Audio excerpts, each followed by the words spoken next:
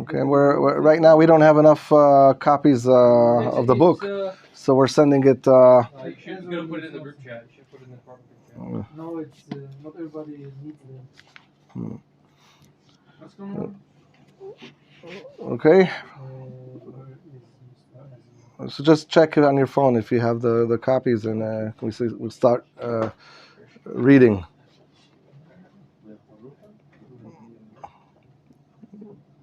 Okay. Okay, I'll start reading from the beginning again, and we'll go through quickly what we did last time and continue.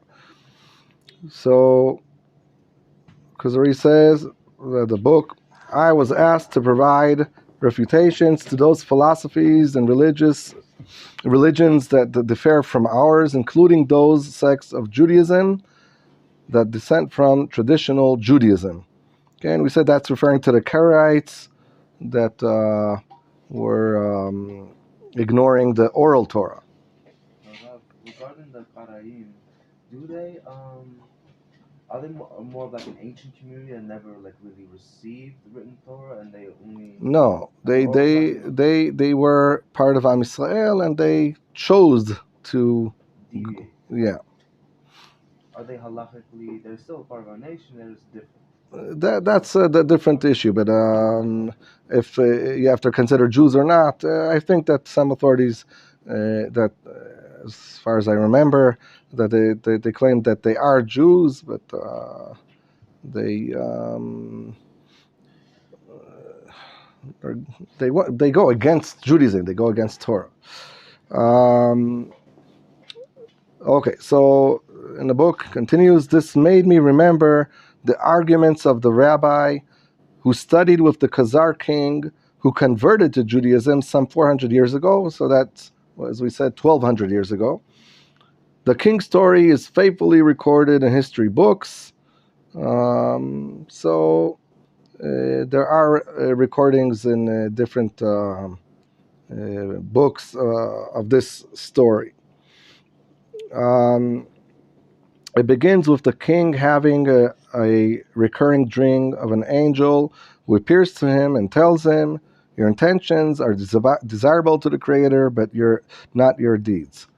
Okay, and we talked about that in the introduction of the importance of the dreams, and what that all emphasizing the importance of the dreams was in order to understand why Rabbi Yehuda Levi began the book with a dream that repeated itself again and again. The king had become deeply engrossed in the Khazar religion, to the point where he himself would administer in the Khazar shrines and attend to the sacrifices, which he did with full heart. Okay, so as we mentioned last time, the Khazar is listening to the dream. The dream is rocking, is shaking his whole internal world.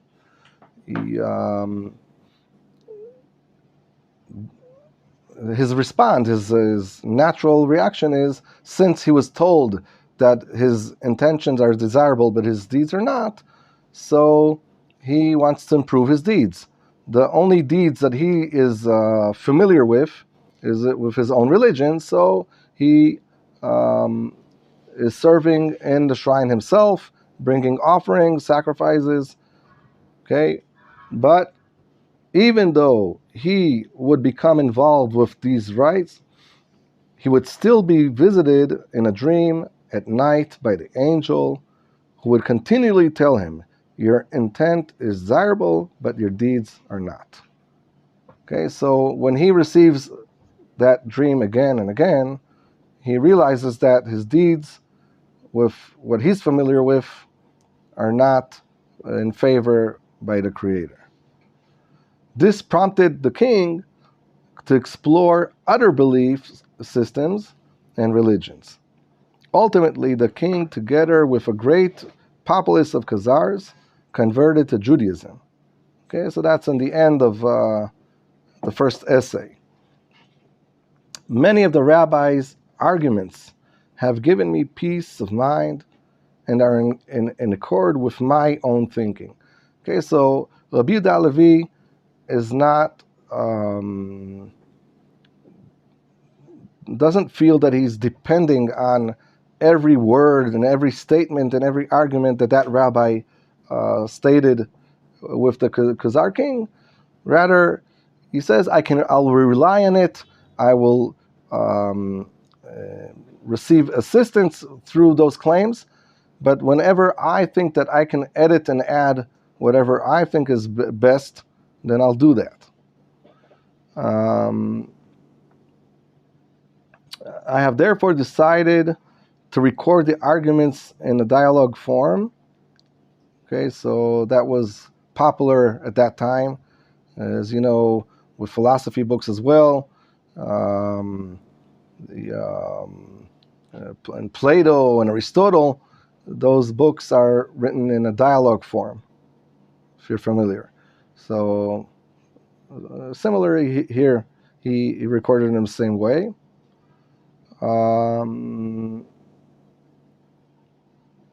Okay, and again, okay, hopefully prospective readers will gain much understanding from them.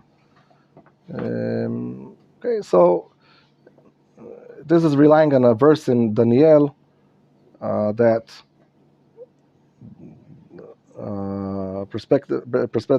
perceptive readers will gain much understanding from them, meaning the ones that are studying in depth, the ones that are following the rabbis, following the deep understanding, they will gain much understanding from them. Whoever will just read it in a shallow way, he won't gain much from this book at all. When the king realized through his dreams that his intent was desirable to the Creator, but that his actions were not, he inferred that he should search out alternate religious activities that would be favored by the Creator. He therefore asked a prominent philosopher of his time about his faith. I'll just add one more sentence. And regarding the king's dream, the philosopher explained. So we asked last time if the king received in his dream the message that his intentions are desirable, but his deeds are not, then he should seek for the correct deeds, right? However, if he approaches the philosopher first, and as I asked you, if you remember last time, are there any deeds in philosophy? Okay, if you remember, then we said that there aren't. So therefore, why are you approaching the philosopher first? It's the farthest one from Judaism. It's what? It's the farthest one. It's the farthest one. In what way? Farthest. That's what he said. Maybe far, right? Yeah. Why distant? Yeah. Why? Because there are no deeds. It's only a concept. And even for the philosopher, the figure of God is denied. So then, why did he approach him first? It says in the footnote that he was To escape. Yeah. That's one possibility. That's one answer for that question. What do you say, David? Oh, I thought it says in the footnote that he was very prominent, very popular, this philosopher. But it says in the original text. Yeah. It was known. It was like the first step to go to him because like he was somebody that's very wise, very. Someone who's known to be knowledgeable. Okay. Any other ideas, Malti? No. Well, in order to understand this in depth, let's see.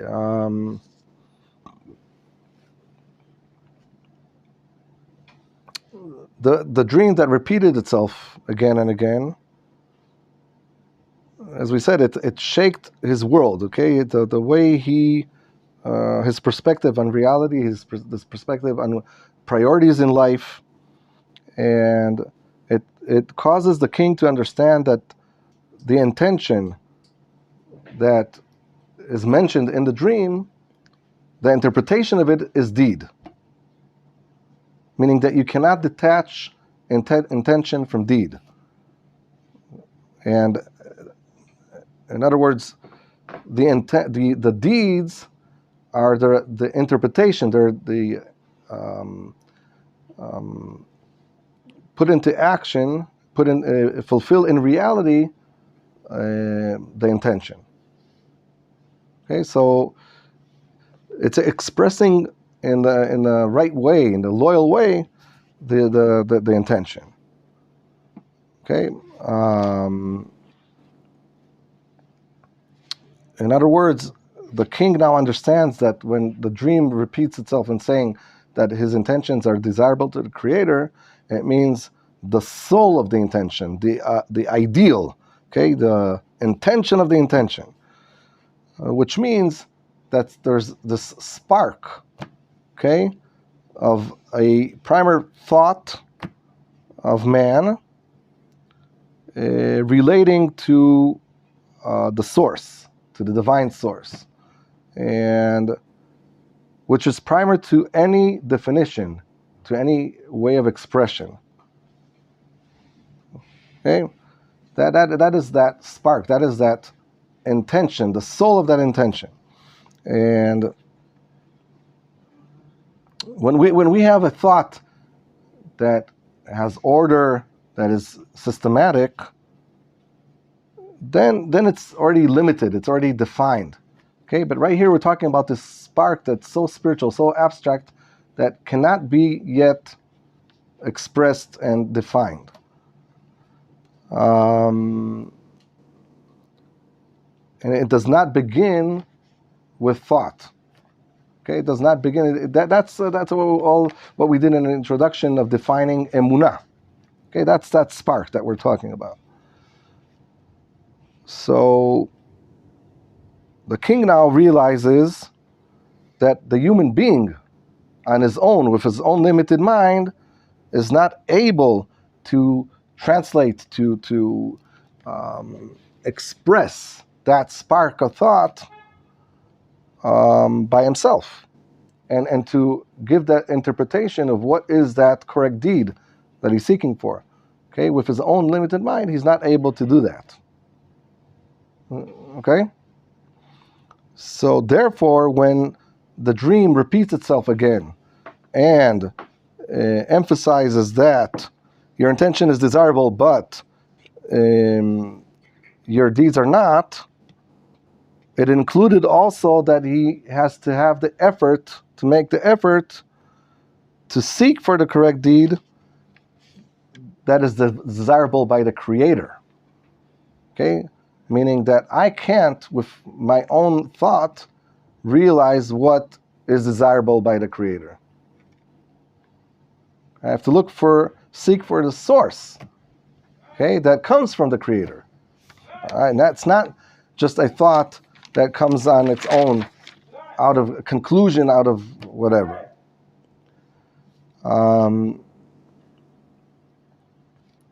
Okay, so then we asked, okay, why did he approach, if he's seeking for the correct deed, why did he approach the philosopher first, right? Where there's no deeds there. Now we saw here in the text that when he approached the philosopher first, it said, let's see, it said here, he therefore asked a prominent philosopher of his time about his faith. Okay? Now, later on, when he's going to have the dialogues with the Christian scholar and the Muslim scholar, it won't mention that he asked him about his faith. Rather, it's going to say he asked him about his wisdom and deeds. Okay? Okay, and the difference is, as we said, since the philosopher does not have deeds. Okay, that's why it's only faith. Now, the king realizes that this dream is a revolution and a change in his whole perspective, his whole life, his priorities in life. Okay? So there's like these two steps that he's going through in this process, this spiritual elevation. Is one, he is, say, redefining reality, meaning that the spiritual reality is in top priority, and only then the materialistic priorities. And only after emphasizing and establishing that step, okay, then it's possible to approach the next step, is to seek for the correct deeds. So first he wants to make sure, he wants to reassure that the definition of reality, of the spiritual reality, is as correct, as precise, which is, again, emphasizing on perspective. And since philosophers are emphasizing on perspectives and concepts, then he approaches him first. Okay? Yeah? Malti? Okay. So therefore, when he approaches the philosopher, he wants the philosopher to clarify if that dream makes sense, if that dream is true, if that dream is the right concept. Okay?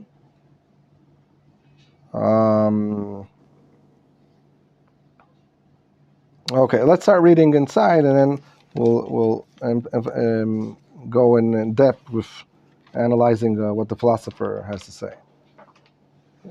Okay, you follow? You have the copies, right? I've sent them to everybody. The WhatsApp. Yeah. He sends. He's a Sadiq. Absolutely. Okay. You know what? Okay, David, you want to read? Regarding the king's dream, the philosopher explained, God neither desires nor despises. He is above all human desires and intentions. This must be so, for a person who intends to do something is incomplete until he actually does what he intends to do.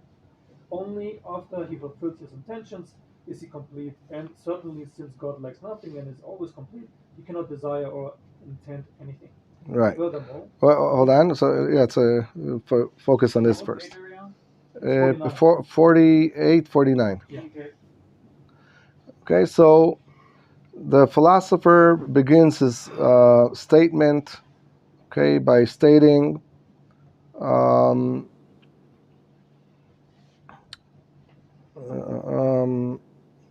let's see, where's this?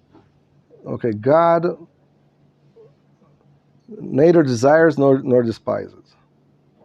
Okay. In other words,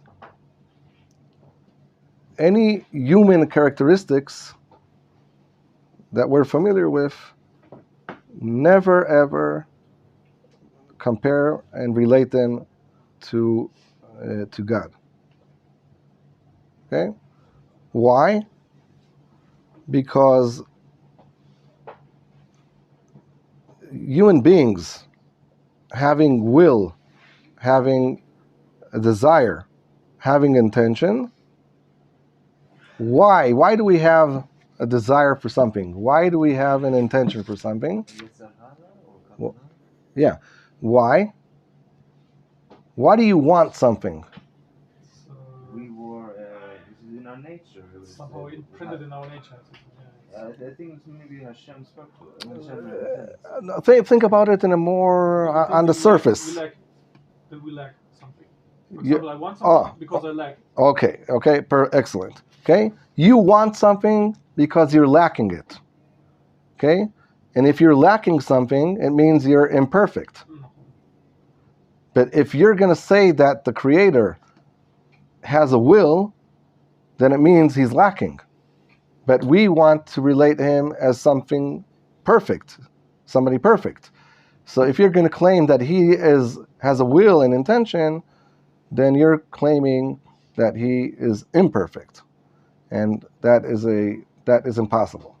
Therefore, logically, according to the philosopher up to now, it's impossible for the Creator to have a will or intention. Why? Because the will and intention are emphasizing that He's lacking, and that's impossible because He's perfect. Is that, okay? That's clear? That logic? Yes? No? Maybe? Yes. Yes. Okay. All right. Let's continue. Yeah. Furthermore, philosophers believe that God is too elevated to know the details of this world. This is so because all events that occur in this world are temporal, and God exists outside of temporality. God then never acquires any new knowledge, and so has no knowledge of you, and certainly does not know about your intentions or actions. Of course, then God does not hear your prayers or see your movements. Okay. Up to here. So, okay. Furthermore, what does he say here? Why there is no interaction between the Creator and the human beings? Okay, why not? Since the Creator, according to, in the eyes of the philosophers, the Creator is perfect, then since it's perfect, it's static. Okay, it does not change. And since the creation, the human beings, they're always in movement, they're always in commotion because they're imperfect and they're always in a process of perfecting themselves, then it's impossible for something perfect like that Creator to have any contact, any relation, any bond with something that is temporarily and in change and movement all the time. So it says here that in this case, because Hashem or like the Creator is so elevated, he doesn't know what's going on down here. Right. It doesn't make sense because that would limit the Creator again. If the Creator doesn't know what's going on here, Right. would be lacking also something. Right. Doesn't Right. make sense. Okay. Let's try to focus on this for a second. So, the philosopher finds in reality a contradiction. On one hand, he sees that in reality there's order, there are rules, it's systematic. Okay? There's perfection, there's wisdom that is revealed in all of the creation. Okay, all creation is run by those rules and order. On the other hand, everything always is in change, and everything in this reality is defiant, right? It dies, it ends. So it seems like to the philosopher that reality is not able to adopt and to contain in it, include in it the perfection, and the characteristics of order are not derived from it. So in order to settle this contradiction, the intellect must admit that there's this external perfection, okay, that is external to the world, external to reality, and that has an impact on reality, on the order. That's why philosophers always are seeking for the cause of every phenomena. And that's the whole idea of cause and effect in every phenomena in reality. Every phenomena, you must seek what is the cause that created it or affected it, caused it. Now, that's how they come and they reach, they call it the prime cause, okay, the first cause of everything. And they say that's the total perfection and absolute perfection, but that cannot possibly be in reality because reality is imperfect. So that must be external to reality. Now, our sages, when they relate to that perspective, they say that that perspective is getting closer to what we believe in rather than the religions as Christianity and Islam. Okay, because they're trying to avoid all the, say, materialism aspects of reality, as giving God a form or limiting God's concepts to human mind. So in that case, we do appreciate what the philosophers have to say. However, since the philosophy claims that in this reality you cannot relate to this external source, because this world is so materialistic and imperfect and low. Okay, so there's no possibility to this interaction. Then the solution is by giving up on the world, meaning I'm releasing myself from those cables or ties that are tying me to the world physically. Okay, I'm releasing myself from the materialistic desires of this world, and I'm devoting my whole being to the intellect. Okay? Now, since the intellect is abstract and it's spiritual, so when I devote myself to that, then I'm able to reach a higher, superior, say, reality.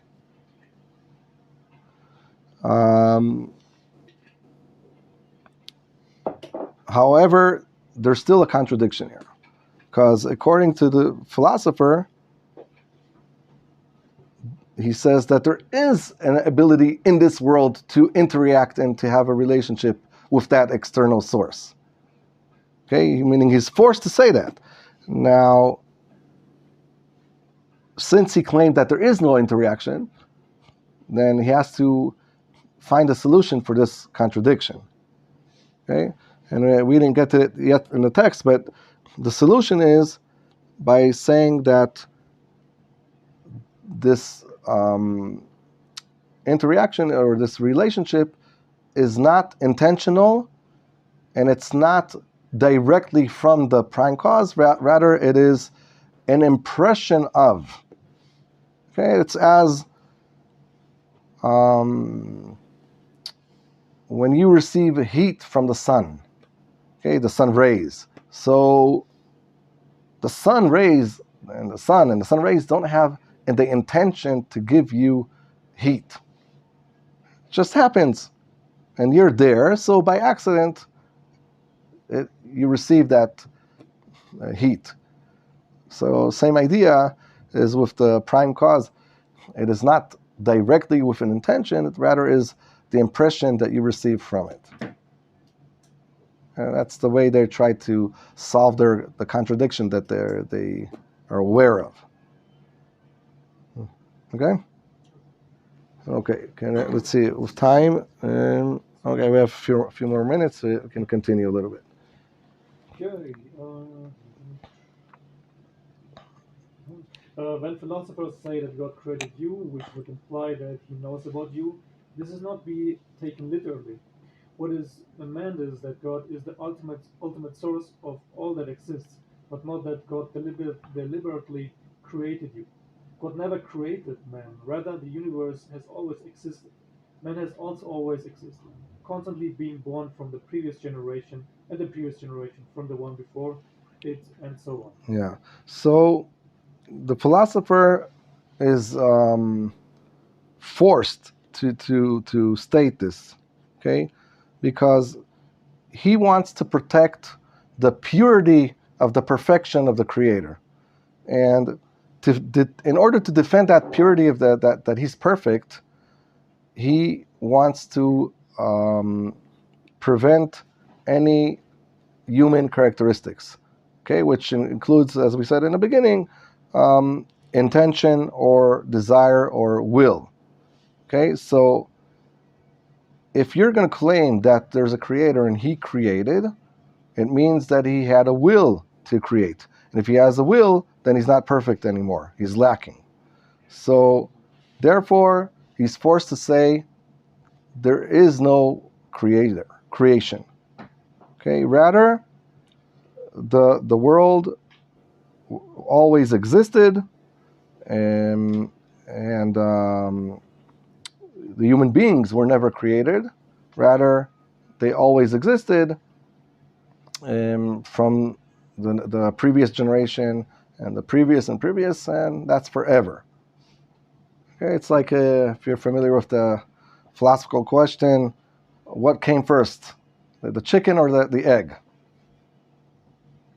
Okay, how can you answer that logically? Really, Huh? because you can say that the chicken came first since the chicken laid the egg, but you say the egg came first because the chicken hatched from the egg.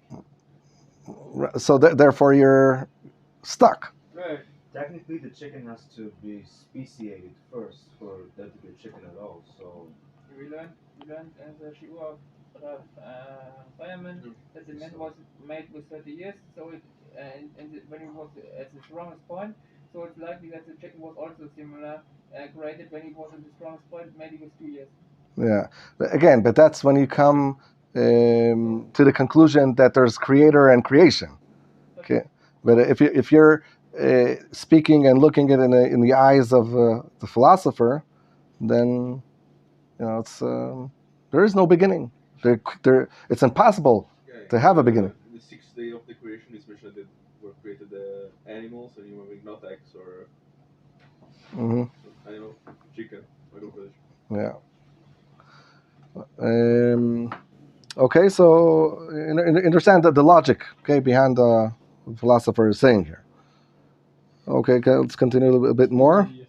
The human being is composed of spiritual abilities, physical characteristics, and personality traits inherited from his parents and other relatives. Environment also plays a role in a person's physical and emotional makeup. Air quality, geography, and food and water specific to the region.